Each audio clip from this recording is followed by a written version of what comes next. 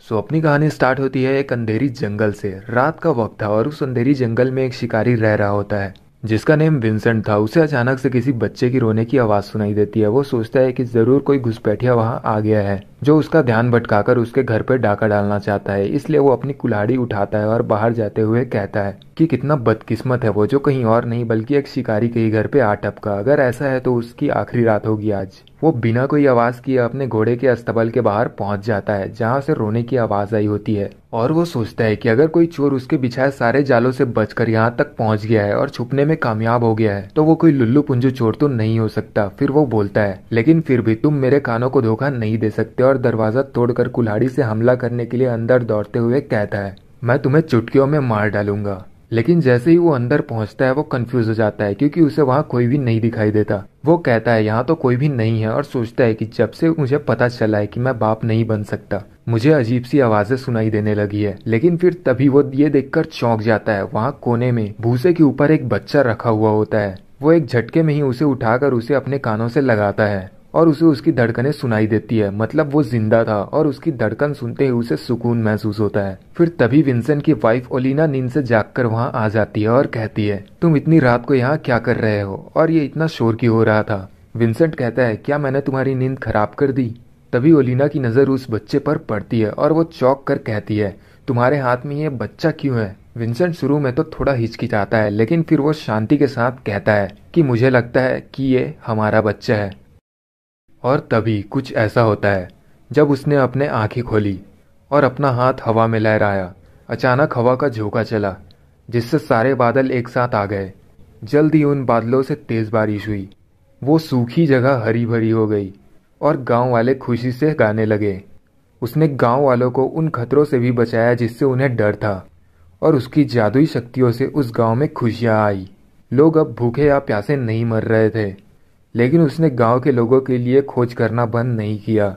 लोग उसके नाम को जादुई मानने लगे और उसे जादूगर बुलाने लगे। अब नेक्स्ट सीन में हमें 12 साल का टाइम स्किप देखने को मिलता है। हम देखते हैं कि वो बच्चा बड़ा हो चुका था जिसका नेम शिरोन रखा गया था, और एक पेड़ के पास बैठ के कोई बड़ी सी बुक पढ़ रहा होता है। उसे कोई आवाज देता है। वो बुक बंद करते हुए देखता है कि उसके पापा विंसेंट, जो कि अब 40 साल का हो चुका था, उसके पास आते ही उसे उठाकर हवा में घुमाने लगता है और कहता है, तुम कितने प्यारे हो। मैंने अपना लकड़ी काटने का काम खत्म कर लिया है, तो चलो अब घर चलते हैं और खाना खाते हैं। और शिरोन को पप्पियां देने लगता है। शिरोन बोलता है कि पापा, मुझे कुछ पूछना है कि कोई मैजिक कैसे यूज करता है। विंसेंट सोचता है, क्या मैजिक, क्या मैंने इसे कोई ऐसा बुक ला कर दिया था। फिर वो विंसेंट कहता है, मैजिक कोई बड़ी बात नहीं है। अगर तुम एक तीर से कोई भालू मार गिराओ या फिर कुल्हाड़ी के एक ही वार से कोई पेड़ काट गिराओ तो वो मैजिक है ना। और हंसने लग जाता है। वहीं पास में दो बच्चे खेल रहे होते हैं जिनमें से एक कहता है, अरे वो देखो मिस्टर विंसेंट। दूसरा बच्चा कहता है, और शिरोन भी उनके साथ है। वो कभी बुक्स पढ़ना बंद नहीं करता, हम उसे खेलने के लिए बुलाते हैं तब भी नहीं। आखिर उस बुक में ऐसा क्या है, पता नहीं उसे सच में बुक पढ़ना आता भी है या नहीं। वो कितना सुखड़ा और अजीब है। वो मिस्टर विंसेंट की तरह तो बिल्कुल नहीं दिखता। और ये बात विंसेंट को सुनाई दे जाती है जब वो दोनों बच्चे कह रहे होते हैं कि पता है, मेरी मम्मी ने तो बताया था कि उन्होंने उसे कहीं से उठाया है, शायद उसे छोड़ दिया गया होगा क्योंकि वो इतना अजीब है। और अब ये सब सुन के विंसेंट को बहुत ही गुस्सा आने लगता है। वो मन में ही कहता है, इनकी हिम्मत कैसे हुई मेरे बेटे के बारे में ये सब कहने की। लेकिन तभी वो अपने बेटे शिरोन की तरफ देखता है जो हंसते हुए ये कह रहा होता है कि अगर तुम कुल्हाड़ी के एक ही बार से पेड़ को गिरा दो तो ये मैजिक है ना। फिर विंसेंट शिरोन को कहता है, शिरोन, तुमने आज मेरी काम में बहुत मदद की, इसलिए चलो मैं तुम्हें कल शहर लेके जाऊंगा और तुम्हारे फेवरेट फ्रूट्स तुम्हारे लिए लूंगा। जो सुनकर शिरोन बहुत ही ज्यादा खुश हो जाता है और कहता है, क्या सच में? मैं तो कल का इंतजार ही नहीं कर सकता। विंसेंट सोचता है, मुझे माफ कर देना, मैं बाप होने का फर्ज ठीक से नहीं निभा पा रहा हूँ, लेकिन फर्क नहीं पड़ता कोई कुछ भी कहे, तुम मेरे ही बेटे हो। शिरोन इस वक्त सोच रहा होता है कि मुझे मैजिक के बारे में और ज्यादा जानना है। अब नेक्स्ट सीन में हम देखते हैं कि अगला दिन हो चुका था। हमें वो शहर दिखाई जाती है जो कि थॉर्मिया किंगडम के अंदर आती थी जिसका नेम था क्रीस। एक घोड़ा गाड़ी वहां एंटर कर रहा होता है, जिसमें बैठा शिरोन बहुत एक्साइटेड होता है क्योंकि उसने पहली बार शहर देखा होता है। वो अपने आसपास की सारी कपड़ों की दुकान, खाने की दुकान वगैरह वगैरह को देख रहा होता है। अब गाड़ी रुकती है और विंसेंट शिरोन को समझा रहा होता है कि तुम्हें मार्टिन के दादा की दुकान पर रुकना होगा जब तक मैं यहाँ अपना काम नहीं निपटा कर आ जाता। वैसे तो तुम बहुत आज्ञाकारी बच्चे हो, लेकिन फिर भी तुम्हें आखिरी बार एक बार याद दिला दूं, अनजान गली में मत जाना या किसी नोबल से भी मत टकराना। शिरोन कहता है मुझे पता है पापा, चिंता मत करो। फिर विंसेंट वहां से चला जाता है। फिर हम देखते हैं कि शिरोन मार्टिन के दादा के साथ बोर्ड्स में फ्रूट्स के नेम और उनके प्राइस लिख रहा होता है। मार्टिन का दादा बोलता है अरे वाह, तुम्हें सच में लिखना आता है, लेकिन तुम्हें ये सब करने की जरूरत नहीं है। फिर शिरोन बोलता है अरे कोई बात नहीं, मैं तो बस मदद करना चाहता हूँ। वो आदमी सोचता है इतनी छोटी सी उम्र में ही ये बच्चा कितना होशियार है। और दूसरी तरफ हमारा मार्टिन को देख लो, दिन भर बस बदमाशी करता रहता है। फिर शिरोन कहता है दादाजी क्या आप मैजिक के बारे में कुछ पता है, लेकिन उनको ठीक से सुनाई नहीं दे रहा होता है और वो समझ नहीं पाते और कुछ और ही समझकर ये कहते हैं क्या ट्रैफिक कैसा है। शिरोन अपनी बुक दिखाते हुए कहता है नहीं नहीं, मैजिक, कोई मैजिक कैसे यूज करता है। दादाजी हंसते हुए कहते हैं अच्छा अच्छा, तुम्हारा मतलब है मैजिक। उन्हें लगता है कि शिरोन कोई बच्चों की जादू परियों वाली कहानियों के बारे में पूछ रहा होगा, तो वो शिरोन को एक बुक स्टोर की तरफ इशारा करते हुए कहते हैं मुझे तो मैजिक के बारे में ज्यादा कुछ खास पता नहीं है, लेकिन उस जगह काफी सारी बुक्स हैं जो इसके बारे में बात करती है। शिरोन की आंखें एक्साइटमेंट से चमकने लगती है जब वो बुक स्टोर देखता है और वो तुरंत ही भागकर उसकी तरफ जाने लगता है। दादाजी कहते हैं क्या तुम वहीं जाना चाहते हो, फिर जल्दी आ जाना जब तुम्हारा मन भर जाए। शिरोन भागते हुए कहता है सच में मैं जा सकता हूँ, फिर मैं जल्दी आ जाऊंगा। फिर उसके जाने के बाद दादाजी शिरोन की बुक उठाते हुए और उसे खोलते हुए कहते हैं मैं भी बचपन में ऐसी परियों की कहानी वाली बुक्स पढ़ा करता था, पुराने दिनों की याद आ गई। लेकिन तभी वो देखकर चौंक जाते हैं कि उस बुक में कोई परियों की कहानी नहीं थी और वो कहते हैं क्या उस वक्त उस बच्चे ने मुझसे ये पूछा कि मैजिक कैसे यूज करते हैं। अब अगले सीन में हम देखते हैं कि शिरोन उस बुक स्टोर में पहुंच गया होता है, लेकिन वहां की ओनर उसे कोई बुक छूने नहीं देती और कहती है कि तुम्हें क्या लगता है तुम अपने गंदे हाथों से क्या छू रहे हो। शिरोन कहता है क्या मैं बुक्स को एक बार देख भी नहीं सकता। वो औरत कहती है ये महंगी बुक्स तुम जैसे मामूली लोगों के लिए नहीं है, ये जनरल स्टोर में बिकने वाली कोई आम बुक्स नहीं है। मैं तुम्हें अपने हाथों से कोई बुक छूने देकर उन्हें पुराना या इस्तेमाल किया हुआ दिखाने नहीं दे सकती। शिरोन सोचता है ये सब तो इतनी महंगी है, फिर भी पता नहीं पापा मेरे लिए बुक्स कहाँ से खरीदते हैं। तभी स्टोर का गेट खुलता है और एक आदमी आकर कहता है कि क्या मैंने जो बुक्स ऑर्डर की थी वो सब आ चुकी है। और वो औरत उसके पास जाकर कहती है अरे हेड बटलर आप आ गए, हाँ वो सारी बुक्स आ चुकी है, क्या मैं आपके लिए उन्हें पैक कर दूं। हेड बटलर शिरोन की तरफ देख रहा होता है। जब वो औरत हेड बटलर से बात करने में बिजी होती है तभी शिरोन चुपके से कुछ बुक्स में नजर डालने की कोशिश करता है, लेकिन उसे कुछ खास मिलता नहीं, वो सब सेम ही होती है। अब शिरोन उस बुक स्टोर से बाहर आ चुका था और सोचता है कि मैंने तो सोचा नहीं था कि बुक्स पढ़ना इतना डिफिकल्ट हो सकता है। वो अपना हाथ सूंघते हुए सोचता है और फिर मैंने तो हाथ भी धोए थे कुछ टाइम पहले ही। फिर वो अचानक अपने सामने जाते हुए एक आदमी को देखता है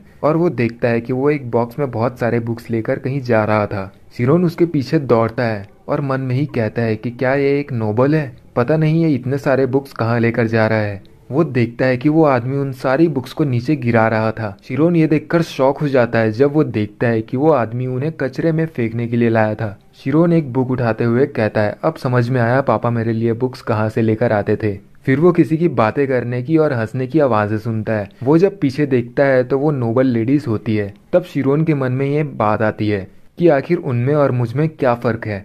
वो अपने पापा की बात याद करता है कि उन्हें नोबल से दूर रहने को कहा गया था। शिरोन गुस्से से मुड़कर उनकी तरफ जाते हुए सोचता है कि ऐसा क्यों है कि ये सब उनके लिए ठीक है और मेरे लिए नहीं। लेकिन तभी उसे पीछे से कोई रोकते हुए बोलता है ओए बच्चे, ये कोई ऐसी जगह नहीं है जहाँ तुम्हारे जैसे बच्चों को घूमना चाहिए। इस दरवाजे के उस पार सिर्फ नोबल्स जा सकते हैं। तुम कहाँ से आए हो और तुम्हारे पेरेंट्स कहाँ हैं? शिरोन घबरा कर कहता है वो पास में ही है। तभी दूसरा गार्ड पहले वाले से कहता है मुझे तो शक हो रहा है, ये यहाँ का रहने वाला नहीं लगता, ये जरूर कोई अनाथ होगा, ये कोई चोर या डाकू भी हो सकता है। फिर ये सब सुनते ही वो गार्ड कहता है तुम्हें मेरे साथ चलना होगा बच्चे। लेकिन वो तभी देखता है कि उसने जो पकड़ा था वो बस उसका कपड़ा होता है और शिरोन चकमा देकर वहां से भाग चुका था। वो गार्ड चिल्लाता है कि वो कहाँ गया, उसे जल्दी ढूंढो।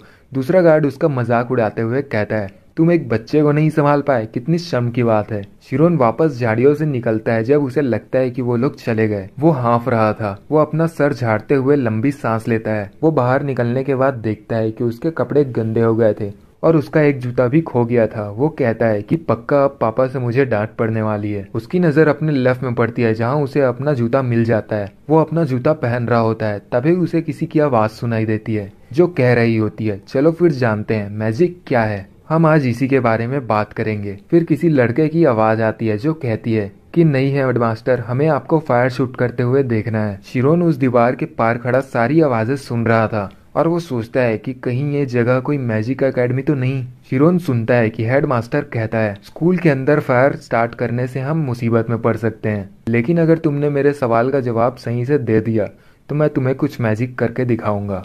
फिर हेडमास्टर पूछता है अब बताओ तुम्हें क्या लगता है कि मैजिक सीखने के लिए सबसे इम्पोर्टेंट टैलेंट क्या हो सकता है। शिरोन सुनता है कि कोई बच्चा बोलता है नॉलेज, तो कोई बोलता है हार्ड वर्क क्योंकि तुम्हें अपने सारी जिंदगी मैजिक पढ़ना पड़ता है, तो कोई बोलता है मनी क्योंकि तुम्हें बहुत कुछ खरीदना पड़ता है। हेडमास्टर हंसते हुए बोलते हैं कि किसी ने भी सही जवाब नहीं दिया। फिर बच्चे कहते हैं जवाब हार्ड वर्क, मनी या नॉलेज नहीं है तो क्या नोबल होना पड़ता हो सकता है इसके लिए, क्या यही सही जवाब है। अब हेडमास्टर बोलते हैं अगर मैजिक सीखनी हो तो सबसे जरूरी चीज है इनसाइट्स, यानी अंतर्दृष्टि। बच्चे हैरान होकर पूछते हैं कि ये इनसाइट्स क्या होता है। तो हेडमास्टर पूछते हैं कि क्या यहाँ कोई ऐसा है जिसे नहीं पता 1+1 क्या होता है। बच्चे बोलते हैं कि ये किसी नहीं पता होगा, ये तो ऑब्वियसली 2 होता है। अब हेडमास्टर बोलते हैं तो फिर बताओ 2 ही क्यों होता है। लेकिन बच्चे कंफ्यूज हो जाते हैं और इसका जवाब नहीं दे पाते। फिर हेडमास्टर बोलते हैं ये अजीब सी फीलिंग जो तुम्हें अभी हो रही है इसे ही इनसाइट्स कहते हैं। एक वक्त था जब लोगों को यह नहीं पता था कि 1+1 2 होता है और बहुत सारे वैज्ञानिकों को बहुत मेहनत करनी पड़ी थी इसे साबित करने के लिए। लेकिन अब कोई सॉलिड एविडेंस या प्रूफ न होते हुए भी हम ये समझने में कामयाब हैं कि 1+1 2 होता है ना। वो इसलिए क्योंकि यही नियम है जो हमेशा से वर्ल्ड में एग्जिस्ट करता है, इसीलिए हमें यह सीखना नहीं पड़ता और हम इस कॉन्सेप्ट को फील और एक्सेप्ट कर सकते हैं। क्योंकि मैजिक भी एक नियम है जो वर्ल्ड में हमेशा एग्जिस्ट करता है, हम इसे फील और एक्सेप्ट कर लेते हैं इनसाइट्स के जरिए। इसीलिए इनसाइट्स नॉलेज से भी ज्यादा एक्यूरेट और हार्ड वर्क से भी ज्यादा फास्ट है। फिर एक बच्चा हैरान होता हुआ पूछता है तो क्या ये किसी को जीनियस बना सकता है। हेडमास्टर हंसते हुए जवाब देते हैं कि हाँ बना सकता है, और अगर तुम अपने टैलेंट को तराशते हो तो तुम उस तरह के मेज या जादूगर भी बन सकते हो। शिरोन के मन में अचानक से आवाज आती है जादूगर बनना, क्या कोई मौका मुझे कभी मिल पाएगा ऐसा। उसी वक्त हेडमास्टर बोलते हैं हाँ, जो बच्चा दीवार के उस पार पीछे खड़ा है, मैं तुम्हारे विचार सुनना चाहूंगा। ये सुनते ही शिरोन बहुत ही ज्यादा घबरा जाता है और सोचता है उसने मुझे नोटिस कर लिया, क्या मुझे भाग जाना चाहिए या मुझे जवाब देना चाहिए। मुझे कुछ समझ नहीं आ रहा, क्या पता वो लोग मेरे साथ क्या करेंगे। और उसी वक्त शिरोन के मन में एक ख्याल आता है अगर अभी मैं ये दीवार पार नहीं करता तो मैं अपनी पूरी जिंदगी पछताऊंगा, रिग्रेट करूंगा। और ऐसा सोचते ही वो अपनी पूरी ताकत लगा के उस बड़ी सी दीवार के ऊपर चढ़ जाता है और सामने देखता है कि एक पेड़ की छांव में एक बूढ़ा आदमी बैठा होता है और उसके चारों तरफ बहुत से बच्चे बैठे होते हैं जो सब उसी की तरफ देख रहे होते हैं। वो बूढ़ा आदमी ही अल्फास मैजिक एकेडमी का हेडमास्टर होता है जिसका नाम मायर अल्फास होता है और जो कि ग्रेड 4 सर्टिफाइड जादूगर होता है। हेडमास्टर बोलते हैं क्या तुम इस बूढ़े आदमी से मिलने आए हो। और हम देखते हैं कि शिरोन बिना कोई टाइम वेस्ट किए सीधे उस दीवार के इस पार नीचे कूद जाता है